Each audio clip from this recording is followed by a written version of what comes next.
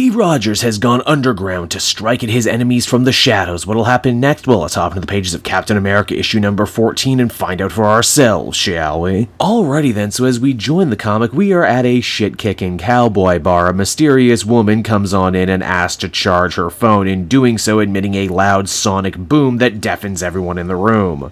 This kind of thing would never happen at the goth bar, man. A barroom blitz quickly follows and the woman takes pleasure in dismantling all of the stragglers. Turns out this lady is actually Echo. Wow, you put her in a cowboy hat and I don't even recognize her. She's yet another member of the supergroup, the Daughters of Liberty, who have sworn to help Agent Steve Rogers win back the Captain America mantle, clear his name, and defeat the Power Elite. Their villains du jour this week are the Watchdogs, a violent, right-wing, homegrown terrorist group created by legendary Captain America scribe Mark Grunwald back in '87. You may actually remember these guys from television. They were the Inhuman-hating group from the Agents of S.H.I.E.L.D. minus the actual dog masks. Back in the day, they secretly worked for the Red Skull and their bread and butter was high-profile hate crimes. Now they secretly work for the Lucans and the Power Elite, who, well, technically Alexander Lucan still has the Red Skull running around in his head, so I guess they still work for the Red Skull. They certainly work for his daughter, Sin, who is overseeing their human trafficking operation. Oh, but this isn't your regular kind of human trafficking operation. They have some sort of advanced portal tech that they're using to get people in and out. Steve and his group have come to shut them down permanently, and they managed to do just that, with Sin being a huge coward and escaping through the portal first chance she gets. It quickly becomes apparent why all these different villains groups want a level of obfuscation when dealing with the Watchdogs, and that is because they're giant idiots who leave their files unprotected on their computers involving all their illegal dealings with prominent people. This means the good guys finally have a much better understanding of how the Power Elite structure works. They've also managed to figure out where all these trafficked people were heading to, and that would be the very familiar supervillain nation of Madripoor. But why, you might be asking? You may further be asking, hey, didn't we find out in the last issue that Peggy Carter was not only alive again, but young? Yeah, we see her running the back end of this operation and even trying to get in contact with Nick Fury again, but that's all we see as the comic comes to a close. And so that was Captain America issue number 14, everybody, and ultimately I did enjoy the issue. It's not exactly what I would say one of the strongest offerings from this series or coat so far, mainly because it feels very familiar to a lot of the other prolonged action-heavy issues. There is definitely something therapeutic and cathartic about getting to see the newly rechristened Agent Steve Rogers take it to some bad guys, really unwind, and in many ways, return to the war cap of old. But if I'm being honest with myself here, and maybe other people will agree, I don't actually read this book for the action. I read it for the high-minded political intrigue, the ripped from the headlines topical stuff,